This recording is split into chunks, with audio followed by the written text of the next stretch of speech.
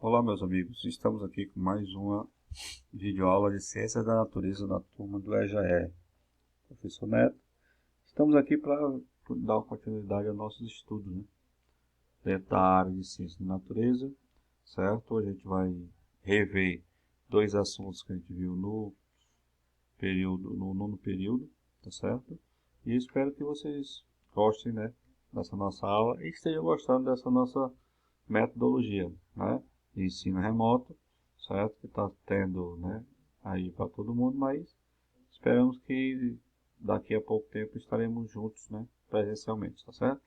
Espero que todos estejam bem e acessem o canal, né, da escola no YouTube, né, já se conecta, assistam os vídeos, certo? Façam as atividades, que elas são de suma importância para a aprendizagem de cada um de vocês, ok? Então vamos lá começar, né, nossa aula? Ok. Então, vamos lá começando. Nós vamos ver, né, um pouco mais sobre a questão das funções inorgânicas, né?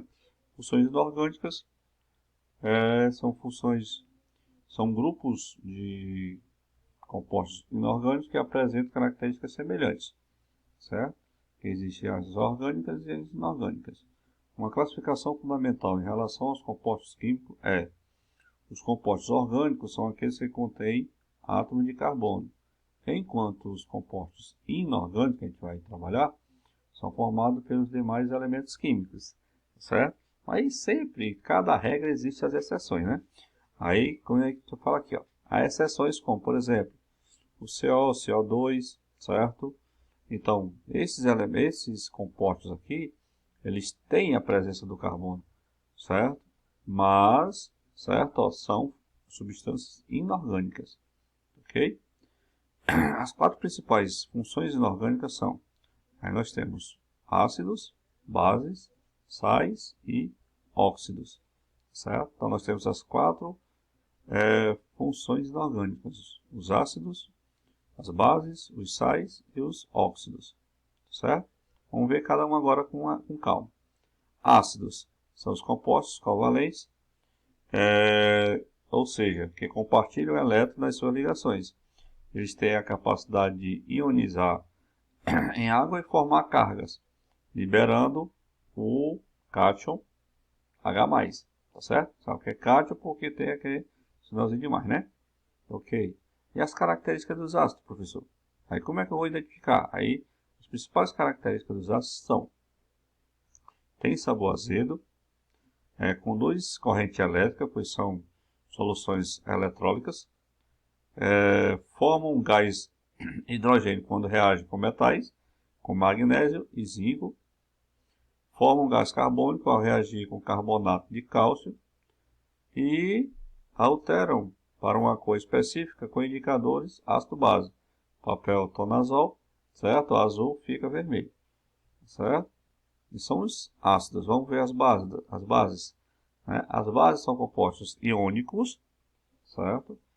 Formados por cátion, na maioria das vezes de metais, que se dissociam em água, liberando o ânion e hidróxido. Lembram que os ácidos eles liberavam cátion, H+. Já as bases eles liberam, né, ó, o ânion e hidróxido, que é OH-, por isso que é ânion, tá certo? Aí vamos lá, as características das bases. A maioria das bases são insolúveis em água, conduzem corrente elétrica em solução aquosa, são escorregadias, reagem com ácido formando sal e água como produtos, alteram de cor específico indicadores ácido-base. O papel é vermelho, fica azul. Aí, aquela vez, ele era azul, ficava vermelho. Então, indicava que era o ácido. Já ele é vermelho, vai ficar azul. Tá certo? Show. Então, vamos lá. Sais. Sais são compostos iônicos que apresentam, no mínimo, um cátion diferente do H+, e um ânion diferente do OH-. Lembram que o H+ é do ácido e OH- é da base. Então, os sais, eles formam, né, um cátion, mas não é o H+, e formam o ânion, mas não é o OH-. Tá certo?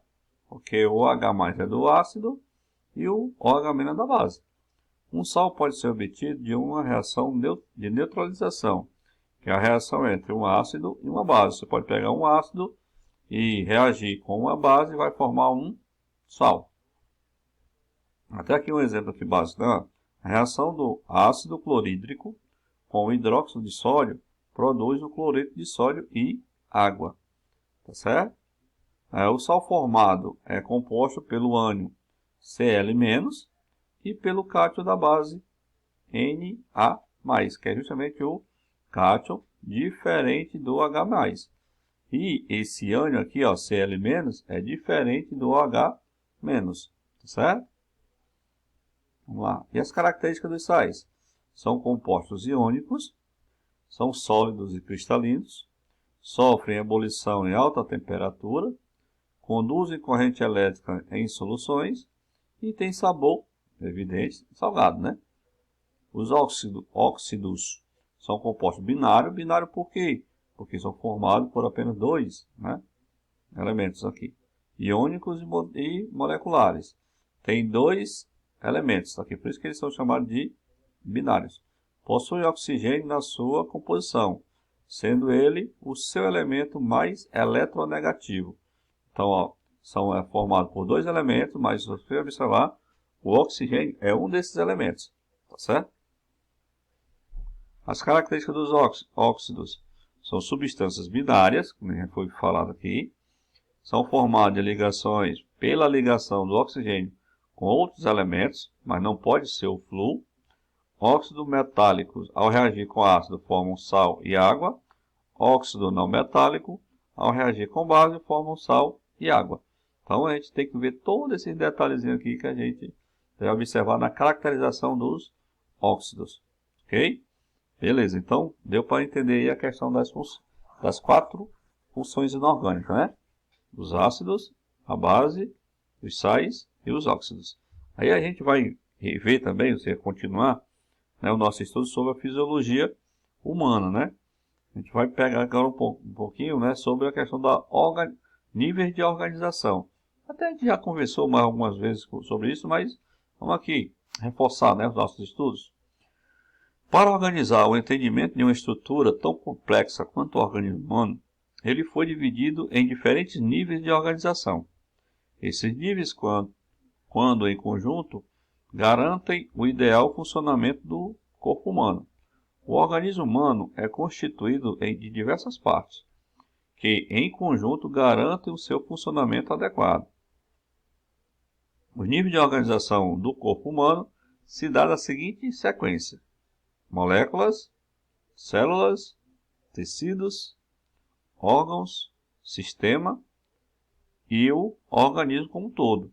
Esses níveis trabalham de maneira orquestrada através de diversas reações químicas. Aí você observa aqui, né? Há moléculas, né? Se vai se organizar, né? Se juntarem para formarem células. Essas células também, né? E vão se juntar para desempenhar uma determinada função e formar tecido, certo? Alguns tecidos vão se juntar e formar os órgãos, alguns órgãos formam o sistema, e quando os sistemas se juntam, formam um organismo, tá certo? Beleza, então vamos lá, continuando o nosso estudo. Moléculas. As moléculas são estruturas responsáveis pelas reações químicas. Sua atuação ocorre em nível celular. Células. É a menor unidade estrutural estudada na fisiologia humana. Tecido. Os tecidos são grupos celulares formados por células semelhantes, atuando em uma mesma função. Órgãos.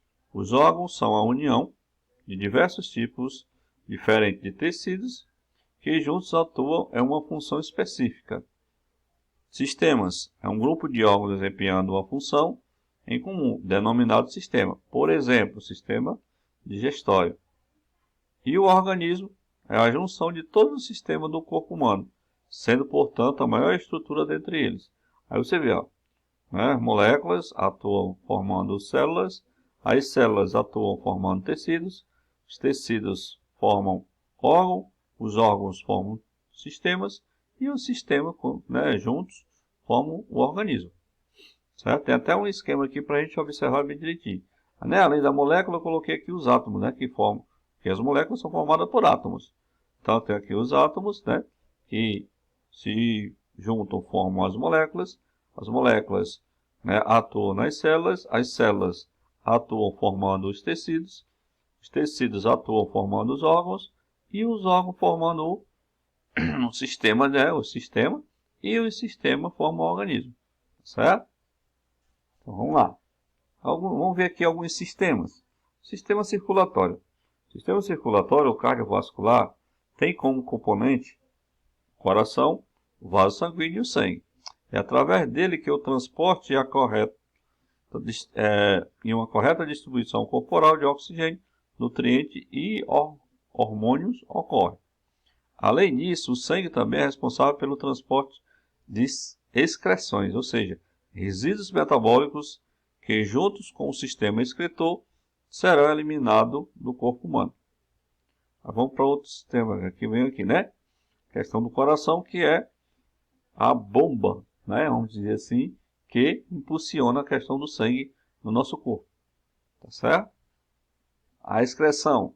O sistema excretor é um sistema responsável por, a partir dos rins, filtrar o sangue e limpar o organismo das substâncias descartadas no metabolismo de outros sistemas. Utiliza para isso a água como principal solvente para a urina, que será criada pelos rins. A urina é um líquido usado como meio pelo qual as substâncias serão descartadas. Depois de criada, a urina é estocada na bexiga até que seja o momento da excreção. Né? Sistema digestório. O processo digestivo é um complexo processo no qual o sistema digestório atua absorvendo nutrientes essenciais para um bom funcionamento do organismo. Esses nutrientes chegam ao corpo humano por meio da alimentação e são processados pelos órgãos do sistema digestório. Quais são esses órgãos?